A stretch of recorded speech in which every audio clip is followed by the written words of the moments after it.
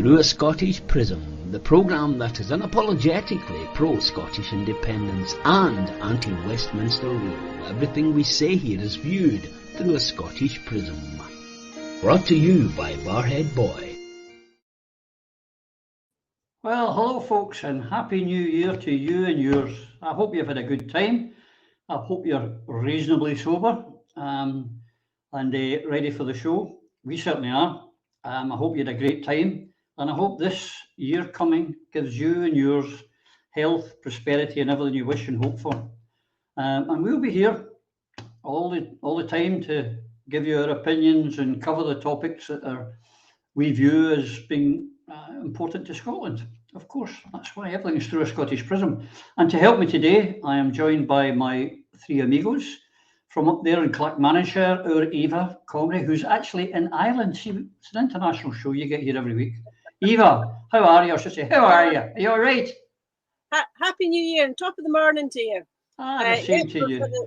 Great time in Ireland, seeing in the new year here. We've spent some time in Belfast and then over into Donegal, and we're now back in Ballycastle enjoying some good crack, as they say. Oh, you're lucky. Of course, I mean, being in Ireland at New Year and being sober, those things are not compatible, Eva. I take it Matt's lying in a corner somewhere singing Danny Boy or something like that, is it? Yeah, that sounds about right.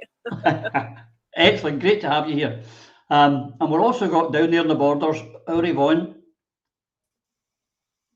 Yvonne, greetings and Happy New Year to you, my friend. And Happy New Year to you, Roddy. We're having a great time in the borders, the brilliant borders. And I'm really excited about this show because I have heard that you've got a very special guest. Yes, I've got Mr. Boswell. He's going to join us right now. But no, you're right, I do have. Mr. Boswell, where have we got you? Are you in Korea? Are you in Tokyo? Are you in New York? Where are you? Back in the Côte de Bridge.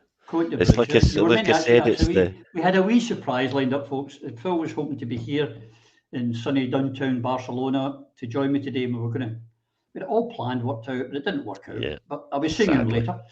Nice to see you from Coatbridge, and Happy New Year to you too, my dear friend. And to all, it's great being here. The thing that keeps coming back to Coatbridge is the people. It's certainly not the town centre. When you look at the state of most of our towns and cities around the country, I wonder, we need to do something about that. I think independence might be a good idea. We should maybe discuss. Well, we could elect a good MP that would do something about it. That's just another option. And we're also, as Yvonne alluded to, we have a very, very, very, very, very special guest. The lady of the moment, Elaine herself. Elaine, how are you, my friend? The terrible thing is, I should have got your location before we started the show. Where are you based?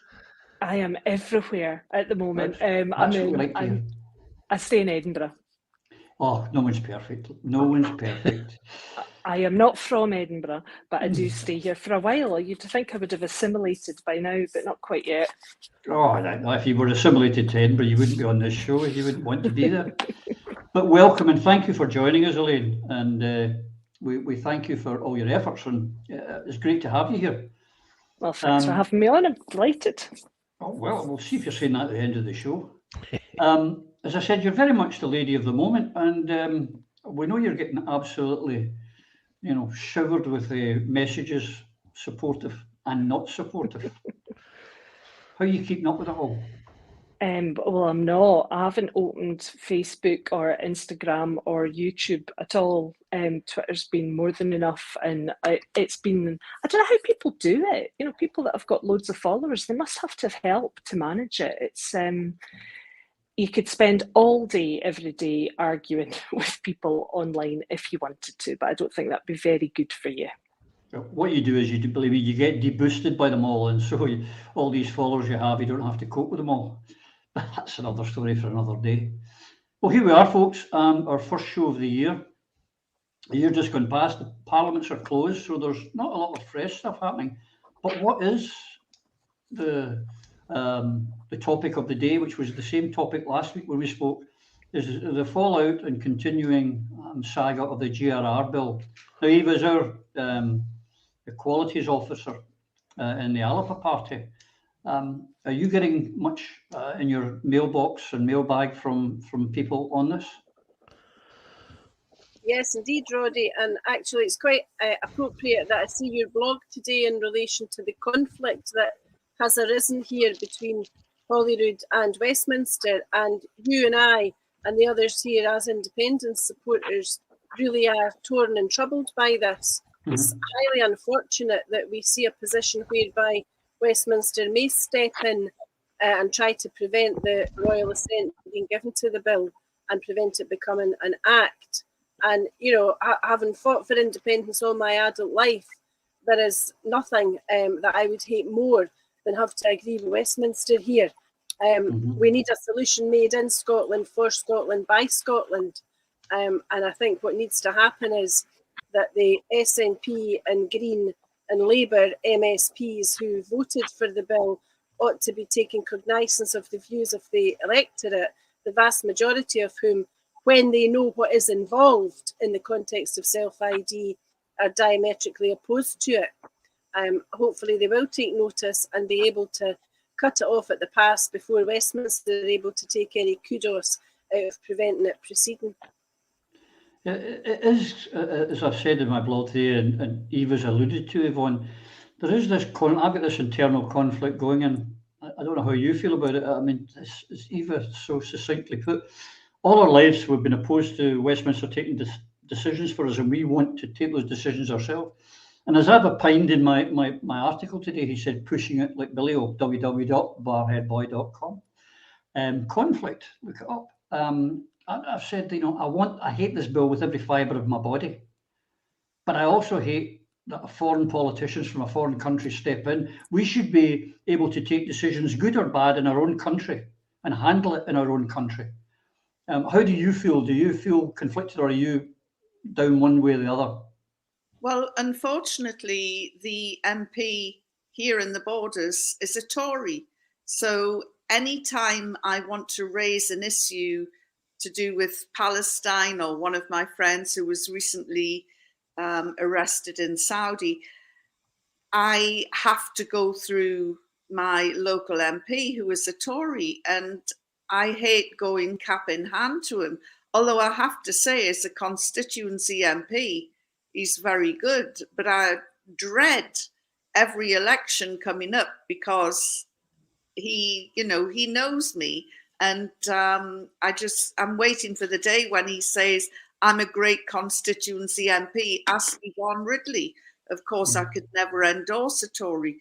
And I am really conflicted over this. And I'm like Elaine, I'm a member of quite a few women's groups, and they've discussed it. And one of them suggested that we sign a petition to ask Westminster to block this horrific bill. And there was a straw poll, who's up for it? And I said, definitely not. But everybody else said yes. So I found myself in the minority, and it is something I'm going to have to wrestle with, because the majority of the sisterhood is obviously putting this first.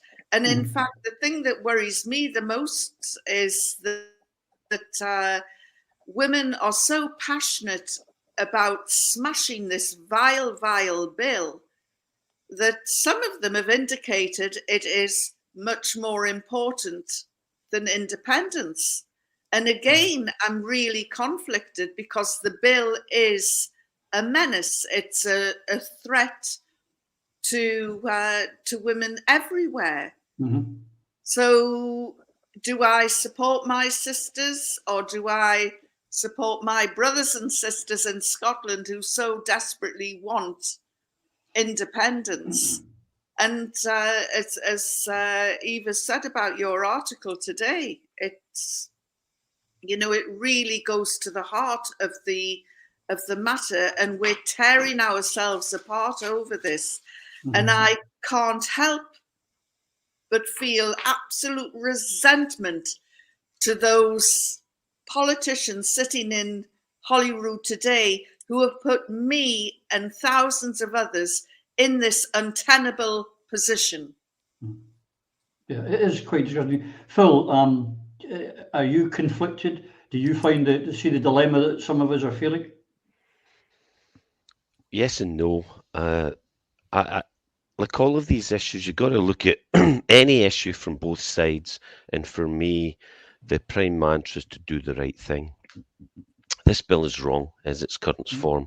So for me, amending or correcting this bill is right for everyone. And I don't care who does it. You know, it saddens me that the SNP, the party that's supposed to have its as its raison d'etre, the independence and freedom of our nation to make the right decision, such as we wouldn't be doing this. The people of Scotland would not choose to do this. We've been railroaded, but by whom? Who's controlling? Who actually? We know that the SNP are putting this in place with the Greens. They can maybe turn around and say, well, we've been leveraged, the Greens are pushing this harder than us, but I don't see that. I see an element within the SNP that is driving this, a group within the SNP that finds this is more important than independence, and that is a betrayal. That betrayal, that shows the tail wagging the dog, as we've talked often before here.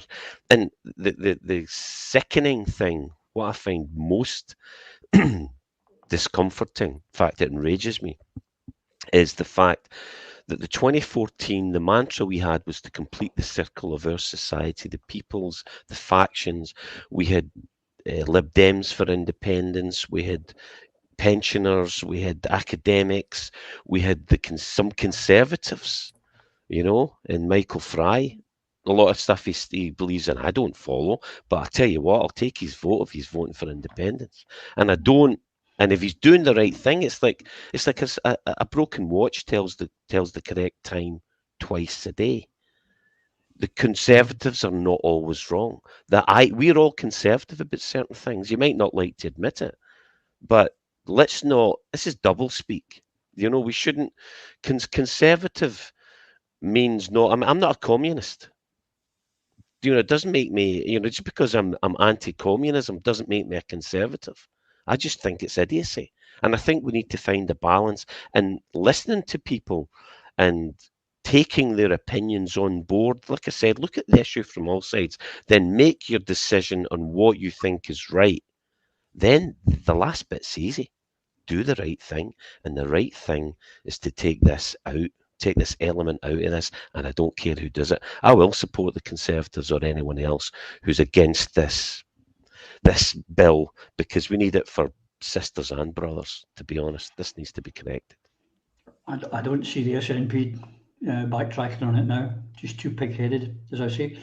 Elaine, again, you, I have to publicly here congratulate and thank you for the stance you took. What you did in our Parliament was an act of extreme bravery, where a lot of people are keyboard warriors. He's put up his hand. You took direct action. But do you see the dilemma some of us feel in this conflict of interest, for want of a better phrase? I can't imagine how devastating it must be if your focus is independence, to have a party that actively does not listen to the population. There's a total conflict. How can you want these people to be in charge when they dismiss the will of the people? They've proved themselves to be unable to govern. They are behaving like a dictatorship. And I find it really difficult to believe that I'm saying these words out loud in Scotland in 2022, but they have removed the rights of 51% of the population without even speaking to us, and made decisions what they're framing is for the benefit of a very small percentage of the population, which I think will do them harm. I think that saying that the GRR is just, the bill is just for a piece of admin is factually incorrect, because we've allowed now for 16-year-olds to self-diagnose a gender difference on TikTok and make life-changing decisions on the basis of that. And having sat in Parliament and listened to the evidence that they were given, it was quite clear to me that they don't understand the basics of the issues. They were mixing up the word sex and gender the whole time. I cannot fathom it, and I will not tolerate it.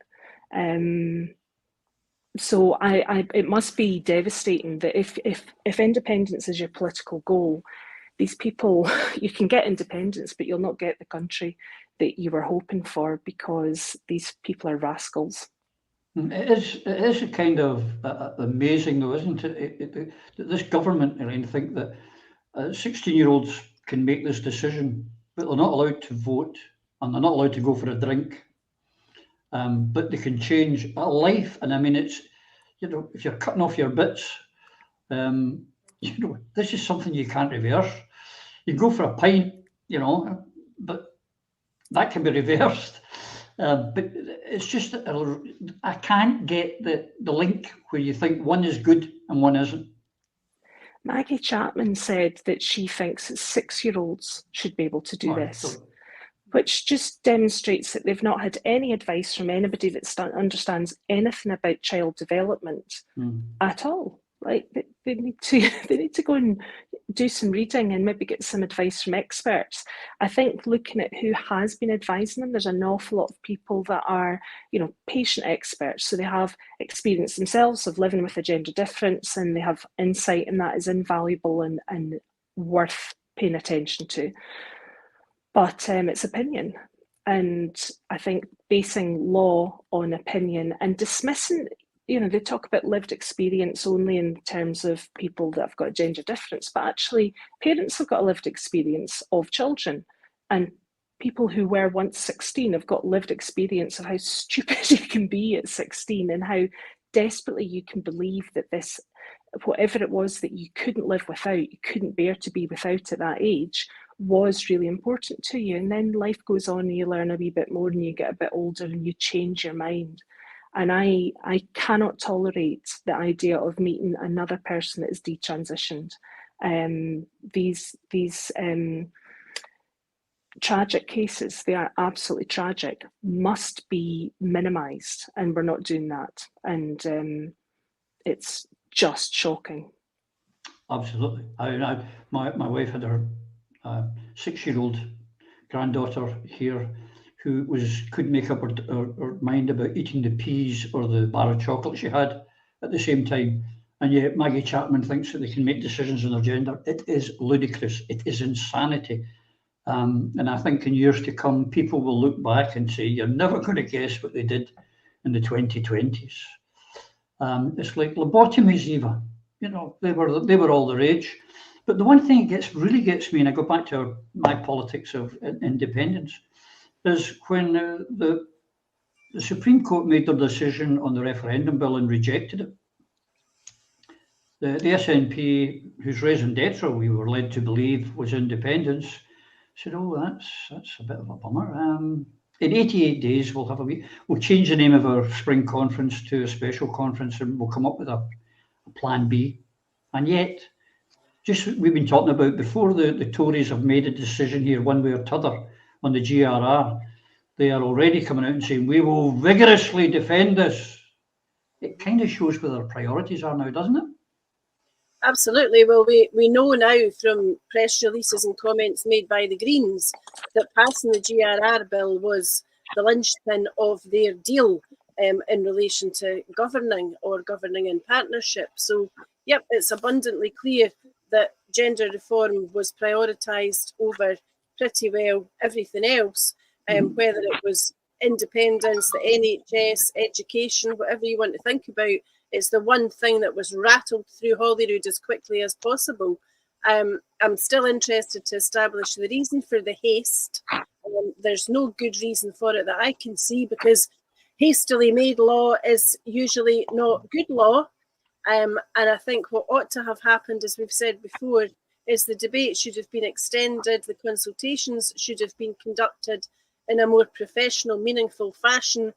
Evidence which is readily available and was ignored should have been collated, not least in relation to detransitioners' experiences, as Elaine has said, of parents, and experiences and fears, genuinely, validly held fears of women for themselves and for their children. The very fact that you've got, for example, Angus Brendan McNeil commenting, I think it was yesterday, in respect of dangers of this bill says it all. We know that the SNP is split on this point. We know that there are SNP MSPs who didn't understand and didn't agree with the principles of the bill, but they voted for it anyway. We see, I think, it was yesterday, that Joanna Cherry and Roddy Dunlop, both King's Counsel, have now been blocked on Twitter by Joe Fitzpatrick, the chairman of the very committee that considered this matter. Now, are you seriously trying to tell me that Joe Fitzpatrick does not wish to hear the views of probably the two greatest legal minds, or two of the greatest legal minds in Scotland today? One woman took on and won and beat the Westminster government down in the Supreme Court, and the other man who's been a long established advisor in relation to all of these matters. Both people who speak knowledgeably, with experience, and in a calm, sensible, measured fashion. They are the best of Scotland, and that they are being ignored by one whose political career is now on a very shaky nail says all about the motivation of some in Scottish politics today, and it's a sheer embarrassment. The other aspect of it, which is also cringeworthy in the extreme, is that we've had Nicola Sturgeon from day one refer to the abolition of the medicalisation aspect and the introduction of self-identification only as a minor administrative change.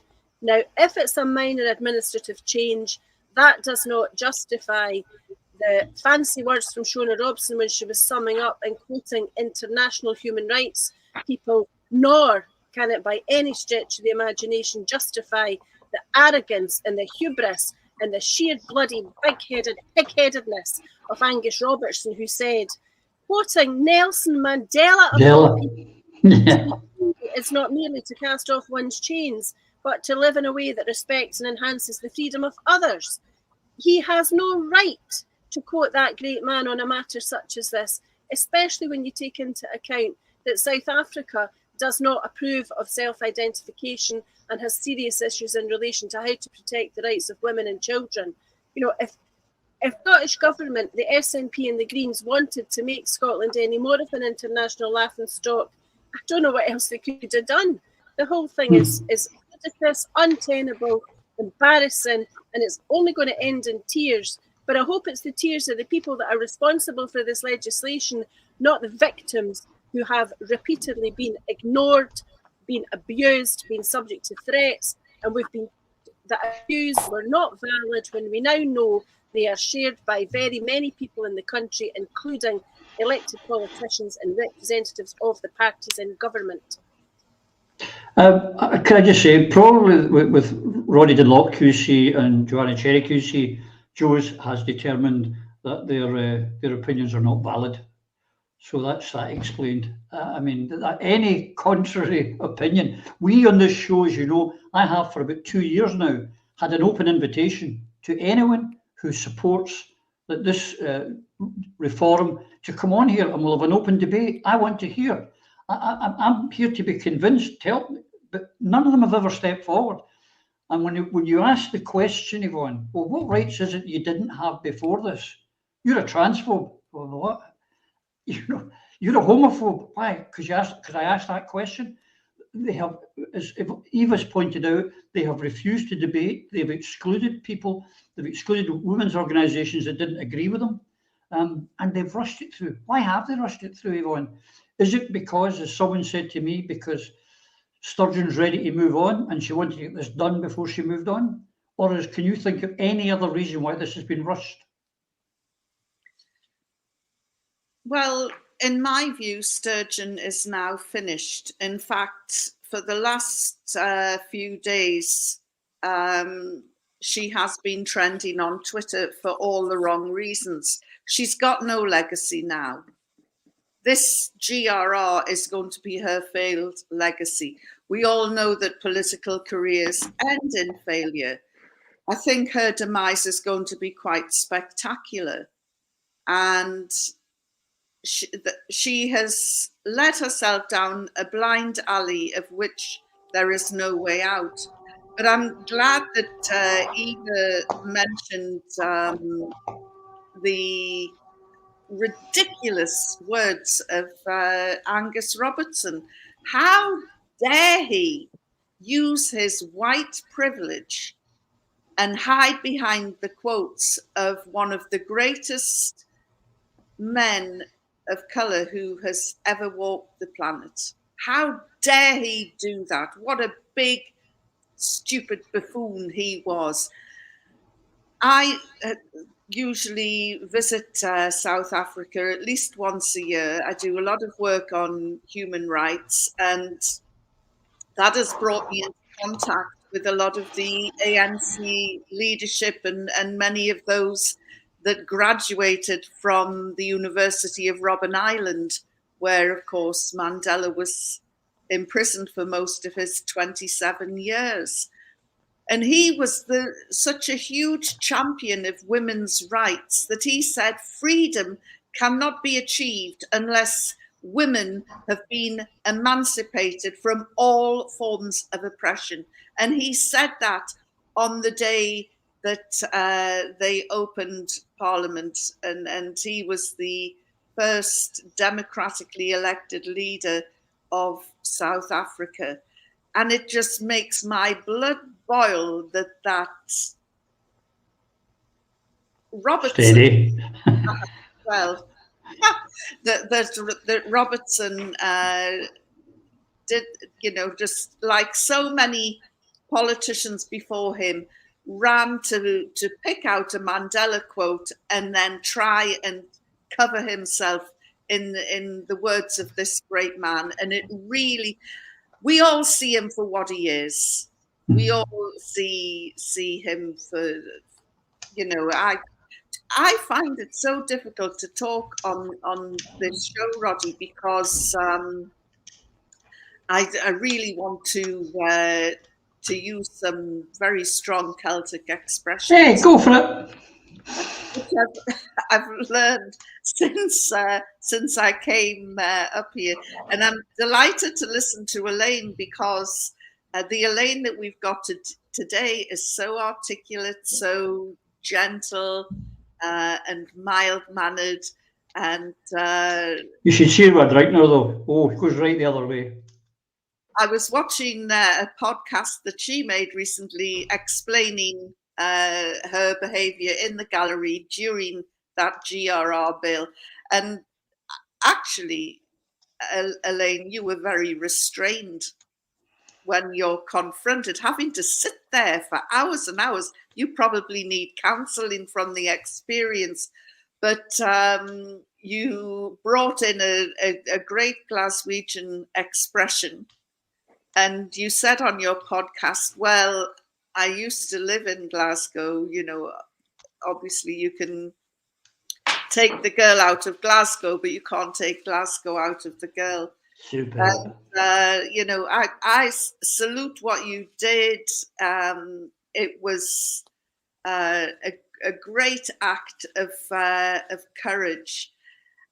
And yet, there was a group of men sitting nearby you who the MSPs collectively got up at the end of this grievous crime of signing the bill and looked at these men and started applauding them. And one of them offers sexual services that I couldn't even begin to describe on Prism. It's unbelievable. And, basically these stupid, mindless idiots. I mean, what we did to deserve a government like that is, we have to be so much more careful in future where we put our cross on the ballot paper. For sure. And we need to get rid of this lot, every single one of them, and punish the ones who betrayed every woman in Scotland. Sorry, I've had a rant. No, that's what you're here for. That's why we have you here every week. We like your rants, just as we like everyone's rants.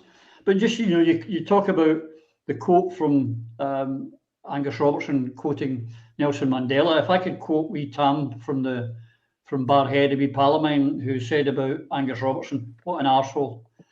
And I prefer wee Tam's version. As to say what you like, as I've just shown you can, there was a thing went up recently on one of my followers on Twitter showed me that now new people, anyone trying to follow me has to put in their date of birth, because apparently I've got adult content in my Twitter feed. I missed it.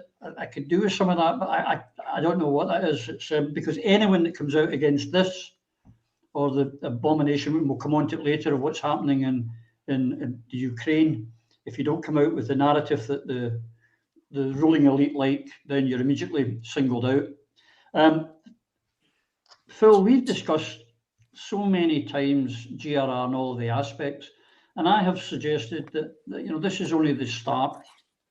This has got much further to go, and I believe, and it's coming out today. One of the things that happened, and I should have probably directed this question to our Yvonne, but the report that came out from the Chief Constable, who suddenly referred to paedophiles by minor attracted persons, and then when the outrage came, rightly outrage came, they backtracked and said, "Oh no, we never said that. You're imagining it." But our Yvonne there dug out from the report where indeed they had used the term minor attracted persons, and if they wanted to rename them, I've got a few names they could use, from beast onwards, and that's one of the nice ones. But to try and, it's as if they're trying to make all these things nice and cuddly and cozy. Because one of the things they've done, Phil, is they've tried to bring in their own narrative, their own language around all this. It is disgusting, and it is despicable, and it's dangerous. It is, and paedophile, let's just say it, paedophiles should be prosecuted. That's what we should do to these types of people. We shouldn't be pandering to them. This will double speak or double think or double talk. It's like news. It's Orwellian, and we're recategorizing all sorts of things and redefining all sorts of things, be it economic, sexual, gender, all of this stuff. We need to be precise in our language about this, and what Yvonne said was bang on the money. She dug it out and proved that they were lying. Guys, you were lying, and you're covering up your footprints, because this is a minefield. No one knows what anything means anymore. We're frightened to say anything, and there's a lack of courage in our politicians. It's been there for a long time, but why is the SNP not listening? Why are they doing things that go against, as we've said many times here, the values and principles held by the majority of people in Scotland? Not just women, but all of us. We don't want this. We, the people, do not want this GRR put into place. And it's been done so, it's been railroaded, and these shysters that are responsible for it need to be held accountable. How did that happen? How was this allowed to happen? And you mentioned my old friend Angus Robertson. He removed the members' power from NEC to determine policy. Mm-hmm. Why did he do that? Well, is it just about power, or is it something bigger? Well, we know that the SNP have been infiltrated, and that they've been. It's not just GRR. They've been way off the boil on independence. There's so many indicators for those, even if you're not paying that much attention. You ask these, you put the challenge. Obviously, I know a lot of people in the SNP still, and senior people, and ask the question, and the SNP excuse confidentially, and I won't tell you who, said, well, you don't know who we're up against. I know exactly who we're up against. This is the deep state. This is the powers that be. This is about money, about power, about control, and it's the establishment that, I mean, we've talked about it many times before, and the deep state is prepared to do nigh on anything to retain its control and power. And we elect politicians who are supposed to have the courage to stand up for it, stand up for us against these people. And if you're not willing to do it, then get off the pot. You need to resign. You need to quit. And the list is almost, apart from the rebels who stood against this, They're the ones we need to back. The rest of them, right now, your coat's on a sugary peg, and most of you will have to go. Because if you lack the courage, then you shouldn't be there. To stand up for what we want, we need people who represent us. So we need to correct an SNP and make sure Alba do the same, that the NEC is representative of the people, of the members, of the individuals in Scotland. And it's something Eva would know very well, cui bono. Who benefits from this Gender Act? Where is the money? Big Pharma. Where is the money coming? It's Big Pharma. Why? Because these kids are hooked on this for all of their lives. Let's show these shysters for who they are, and let's point out. I mean, the MSPs who went up and clapped and who voted this in are all spineless, chinless cockwombles, my favourite word of late. And they will do exactly what they're told to do, including Coatbridge. Phil McGregor was a big part of this. The guy's got no spine. Not an original thought in his head, and he certainly wouldn't voice it if he did come up with one or was told one. He will do exactly what he's told, and that's the problem in political parties. When you allow people who are not principled, people who just do exactly what they're told, malleable, putty. They lack courage. The courage that is required to reclaim your country from those who have taken it from you is lacking in this people. So why on earth are we allowing these people to continue? Let's remove them all. Let's just get rid of them. Because if we don't, we're not going to get independence. And this is why, for me, independence is number one, because that, in a country of Scots and those who work and live here, we know what we want. We want a civilised, decent, fairer society, and we'll only get that through independence. This is why I would vote. I will support the Tories or anyone who stands against what is wrong, because we need to do the right thing, and we've got the wrong people in place. We need to change that. Our responsibility. We need to vote them out. Well, you and I have had this discussion many times, Phil. There are a lot of people, both in Holyrood and Westminster, sitting as elected MPs, MSPs, who think all their birthdays have landed in one day. I know of one MSP who earned peanuts and told me a couple of years back, this won't even become a bill. And if it does, I'll be against it, and everyone will be with me. Roddy, it'll never become law. Trust me in this. He voted for it. All the way, never voted once against it, never voted for one of the amendments. They're bought and sold now for Scottish gold or Big Pharma gold, however you want to put it. Elaine, as was said there earlier, but it must have been very difficult for you sitting there listening to a lot of that nonsense, and then to see these men, they are adult human males, getting applauded for their bravery. Do you go with we know why we oppose this. We oppose this because women's safe spaces, the ability for the abusers to use this as cover to get to vulnerable women and just women that are not vulnerable but in a vulnerable situation. But do you think it's the thin end of the wedge? Is there more to come after this, or am I just being a conspiracy theorist? I worry about conspiracy theories because I am not a fan of them in general, and I keep coming back to the question that you're asking, who benefits from this? And in any scandal, ultimately the two reasons are money and sex. That's always the outcome. There's the reason that these things happen is always because of nefarious people benefiting either financially or sexually. Now, if you have a kid at 14 that goes onto puberty blockers, puberty is not just about growing secondary sex characteristics, it also affects your brain development. And so I'm concerned about what that means for that individual who, supposing their puberty's paused at 14 and they remain on blockers for so long. And we're not doing that in the UK now, but for the people who have had it or who are in the States, still being able to access these medications, which are not researched, they're not licensed for this purpose. We don't really know what the outcomes are going to be. It gets referred to in the media and online as being an experiment, but I would dispute that because in an experiment, usually you've got a hypothesis and you're keeping data of what the outcome is. This is just a free-for-all. So what you're doing is pausing that person's brain maturation at the age of 14, and if they miss the window to go into natural puberty, their brain may not develop properly. So then you're going to land up with an adult person who might be 25 years old and able to consent to activities that a 14-year-old wouldn't be able to, but their mental development, who knows where it is.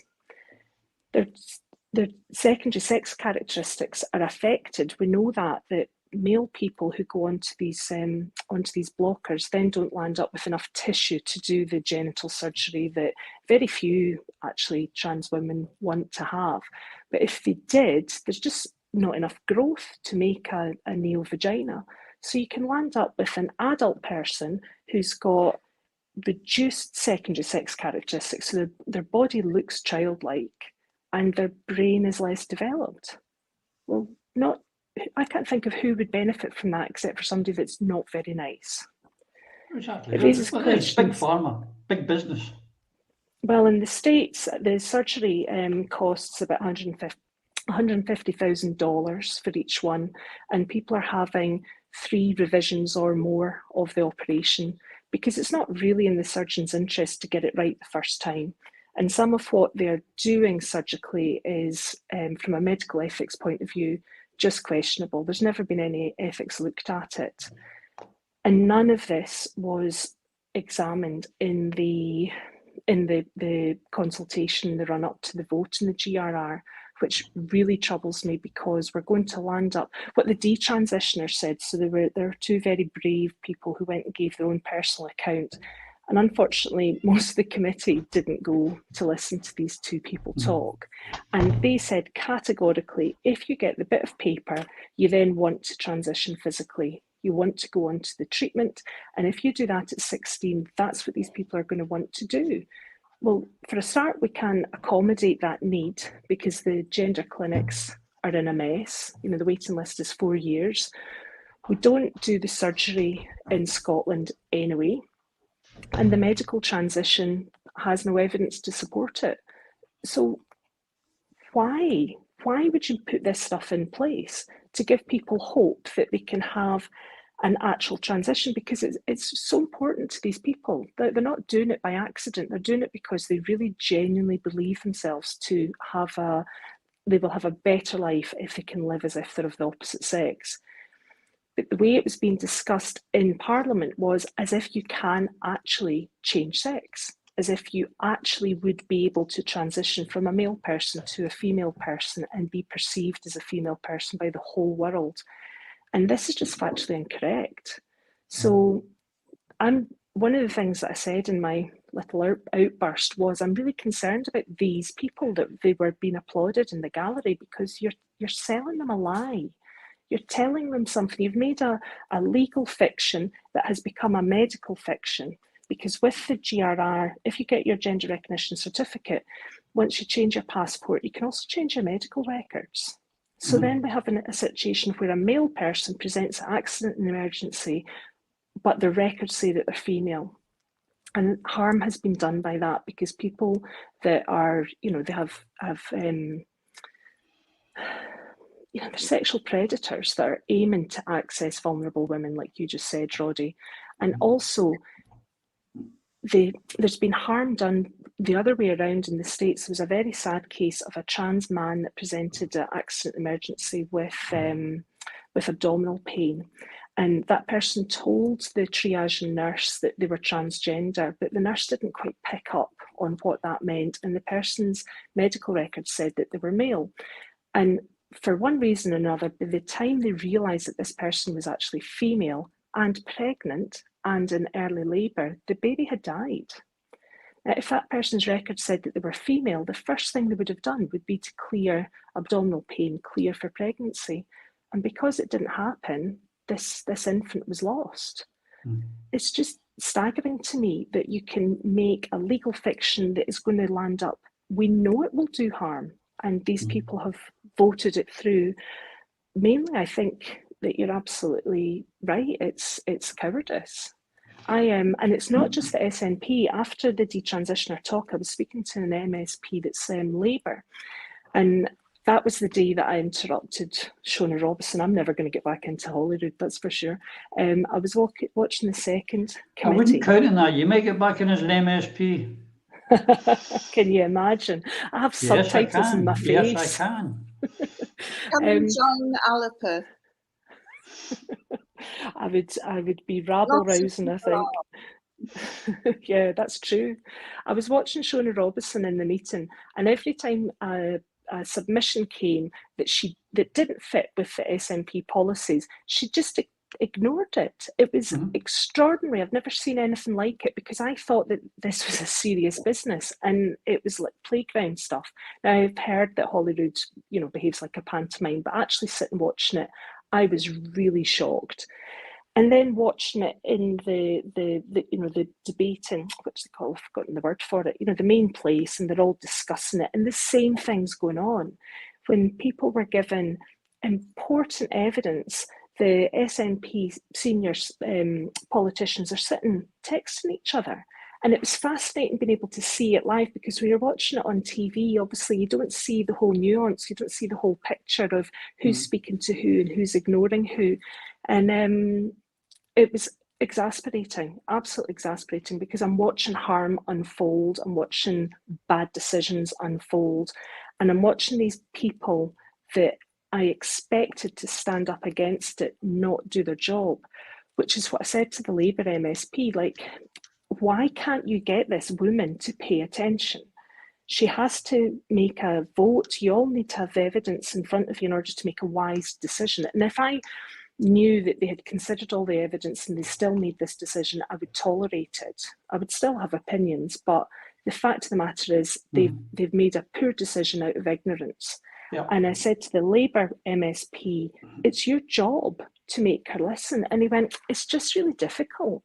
And I was so cross with him, because I said, well, if you're telling me that it's too hard to get the SNP to listen to you, then you've failed in your role as opposition, and you're telling me that democracy is dead in Scotland. So you're just going to have to leave it up to me to tell them, to hold them to account. And he looked at me really confusedly and he said, what do you mean? And I said, well, civil unrest. You're leaving it to me to cause civil unrest, to stop them in their tracks, because you won't stand up to them. And I'm a wee fat frumpy 50-year-old woman, and I think he sort of thought, what the hell are you talking about? And it's true. They do not understand the depth of feeling out with the little silo that they've created for themselves. None of them are listening.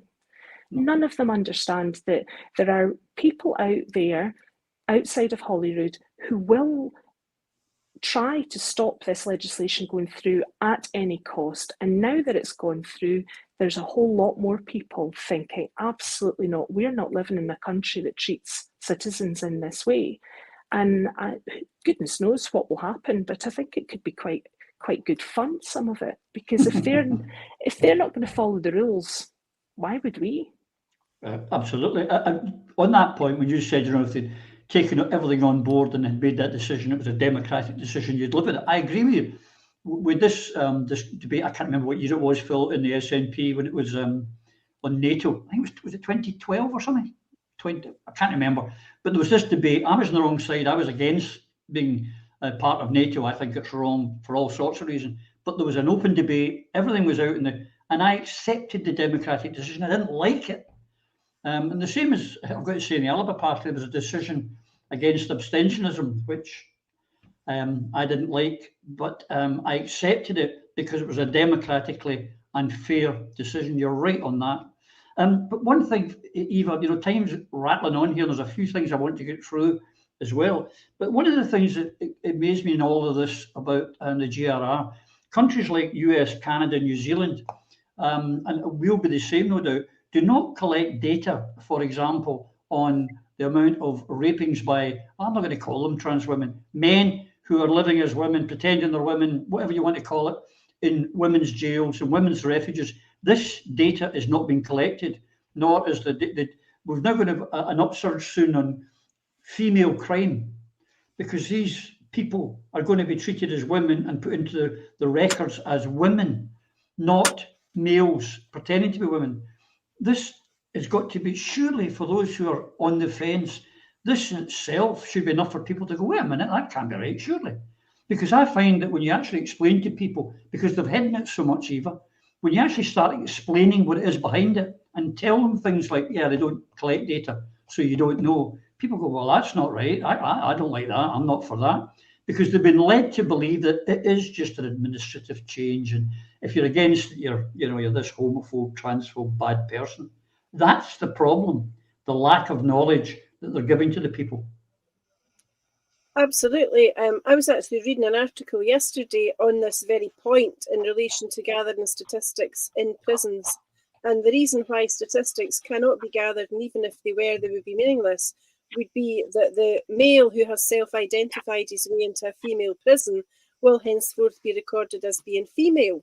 So you'll have skewed statistics if you kept them at all, because were there to be an incident in the prison whereby that newly endorsed female commits some sort of crime, it will be recorded as a female on female crime as opposed to trans-identifying male on female. Yeah. Utterly ridiculous and also deliberate and insidious, like all of this stuff is. Equally worrying is the fact that self-identification of gender has been in place, in force and in practice in Scotland now for several years. One of the first places it started, I think, after the prisons, where we know that they were the canaries in the coal mine, was in the Greater Glasgow and Clyde Health Board, because their transgender guidance for patients, which was first issued, I think, 5, 6, 7 years ago, said that a patient should be treated as the gender into which they self-identified. So it's likely the case that in that health board and in all the others in Scotland that have similar advice, there have been trans-identifying males accommodated in female wards without female patients being aware of this and not knowing that their rights to single-sex wards, much vaunted by Shona Robson years ago when she was the Shadow Health Minister, have been repeatedly breached. Self-identification is the theme of the day in schools. We know that from the transgender guidance for schools. I also know from a number of social workers, social work assistants, teachers, reporters to the children's panel members, that children who self-identify into the opposite gender are not recorded as such in any of their background reports. You could be a panel member making a decision about a child who you think is a boy, who is actually a female, self-identified as a boy. It's dreadful, it's positively harmful, it's dangerous. It is Scottish Government policy and it has Stonewall stamped all over it. It can only, as I said before, it can only end in tears. And I think one of the major issues for this government is that their attempt to keep all of the secret been blown wide open by Elaine and people like her and Yvonne and all the others in the Women Won't Wheesht campaign. We will not wheesht, we will not give up, we will not give in, and this bill will be removed from the statute book one day, come hell or high water. You know, there is nothing more powerful than women when they are defending their rights and the rights of their children. And I take my hat off to Elaine for the stance that she's taken, and I'm happy to stand beside her every day of the week. When we were at Cornton Vale for the protest there a couple of weeks ago, one of the women brought a figure of a life-size cutout of the, I suppose now notorious prisoner Katie Zolotowski, who is male but is accommodated in Cornton Vale, a women's prison.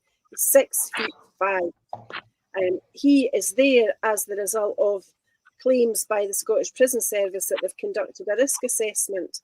I could have conducted that risk assessment without meeting him. He's 6'5", he's a sex offender, he has no business being in a women's prison.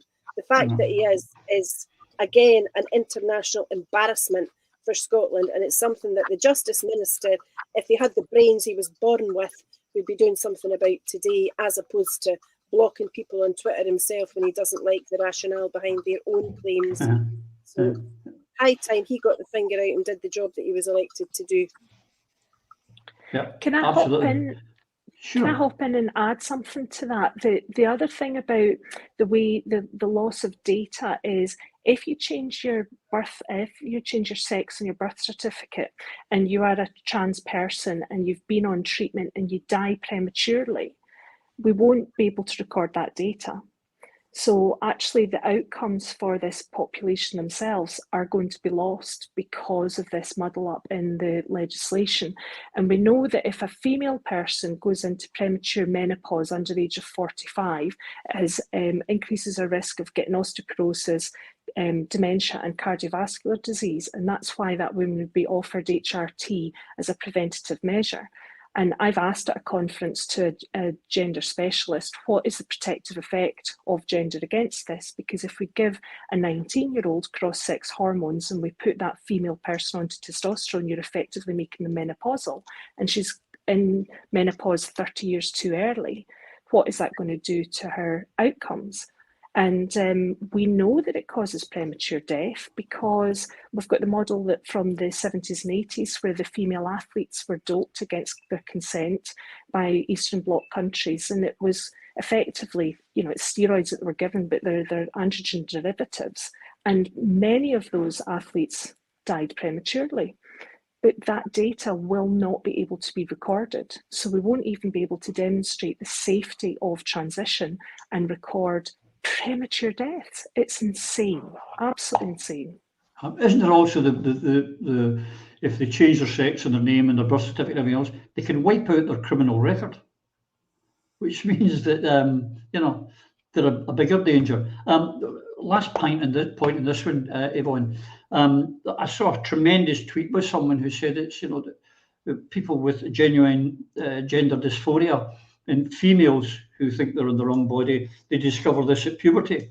It's amazing how men find their dysphoria when they're in the criminal justice system, which I thought was one of the best summing ups of it possible. The amount of men who have used this when they're suddenly going through the courts. We highlighted one, Eva highlighted one a few weeks ago in our show.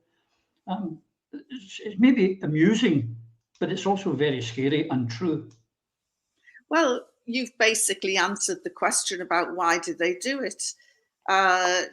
These criminals, convicted criminals, are looking for an easy way of doing their porridge. And they seem to think that a women's prison is the answer. In Scotland, a couple of years ago, there was an extraordinary rise in the number of Jewish prisoners. And it was because the kosher diet was perceived to be much more tasty, healthier, and more filling than the usual prison slops. And where prisoners think that they will benefit, they'll go for it. So you've got an extraordinary rise of Jewish prisoners because they think that a kosher diet is better than an ordinary diet. You've got an extraordinary rise of men to women transitioners because they think it's easier to do time in a woman's prison. And of course, it can't be ignored that a large proportion of these male transitioners are convicted paedophiles or have been convicted for rape, like the 6'5" man that Eva was talking about. Mm-hmm. But I want to raise the issue of Karen Adam, MSP for Aberdeenshire, and just to remind viewers who are watching us today, there is a council by-election coming up in Aberdeen next month. And it's very, very important, this, because Karen Adam has removed herself from Twitter. I suspect she's been ordered off Twitter by the SNP, which was trending for 2 days recently as the Scottish Nonce Party.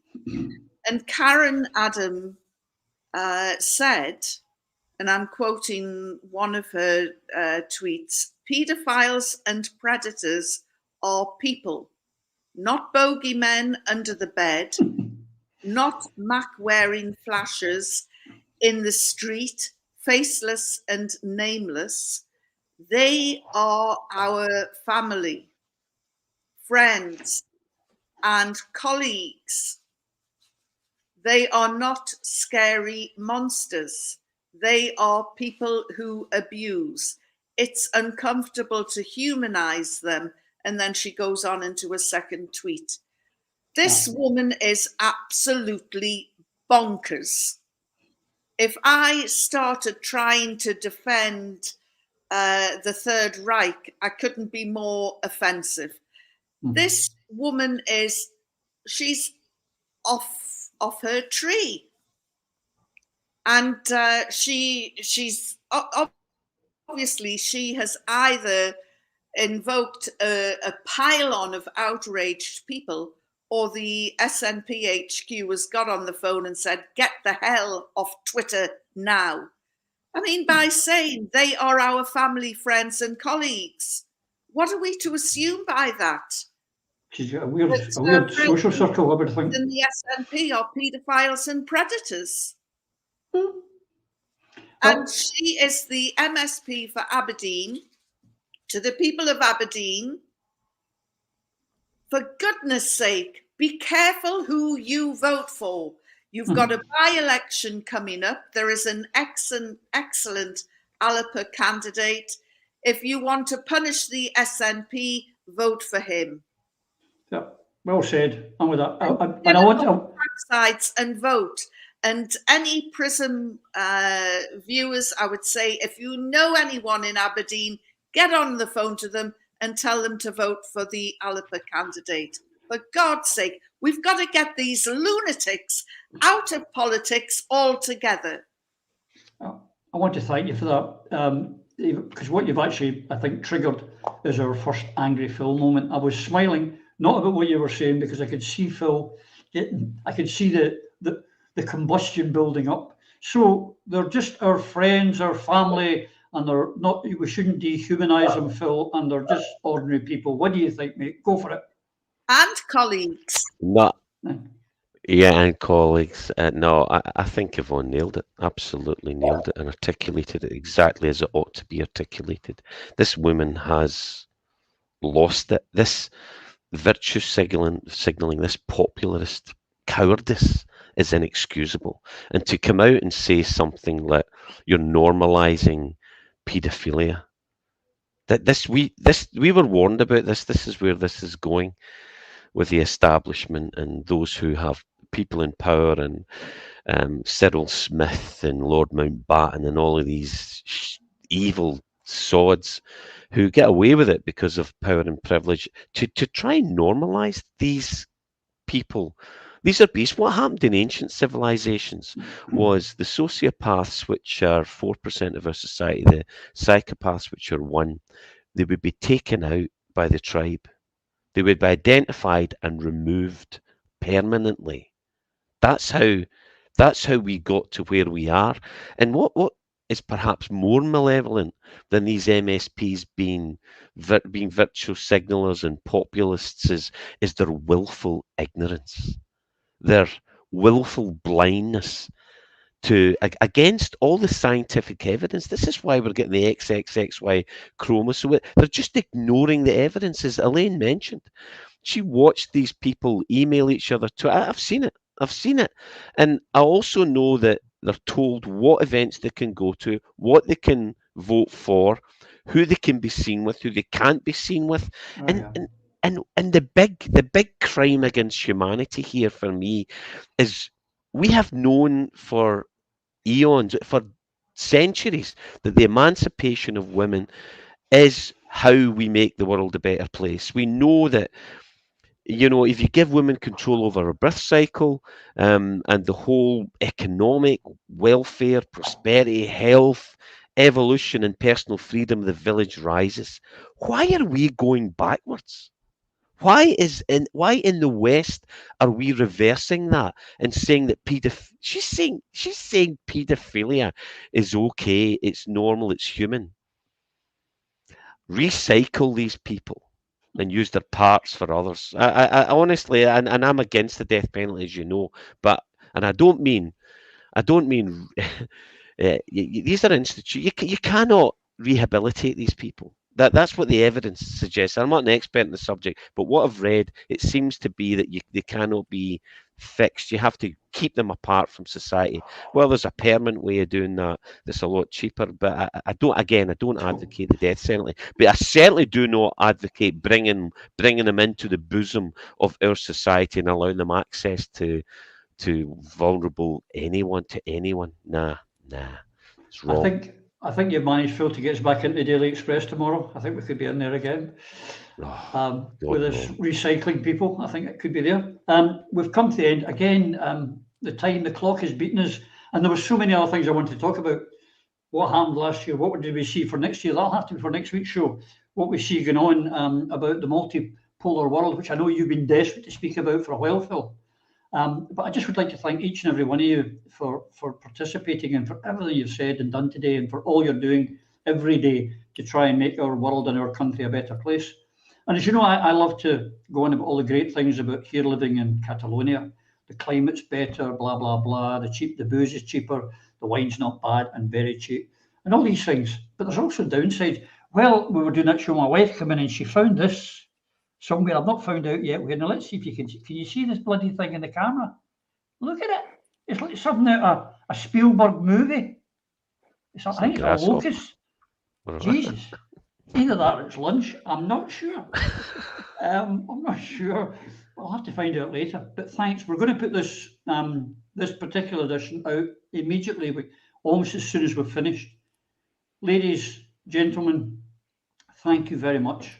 And to you watching viewers and friends, I hope you've enjoyed this as much as I've enjoyed this conversation with these people today. I'm sure you have. Can I ask you, knowing the restrictions that are on us with all these people who don't like our views on gender reform or on a peaceful world, please share this far and wide. But till we see you, which will be soon, you please take care. And a big thank you, Through Elaine. a Scottish Prism, the programme that is unapologetically pro-Scottish independence and anti-Westminster rule. Everything we say here is viewed through a Scottish prism.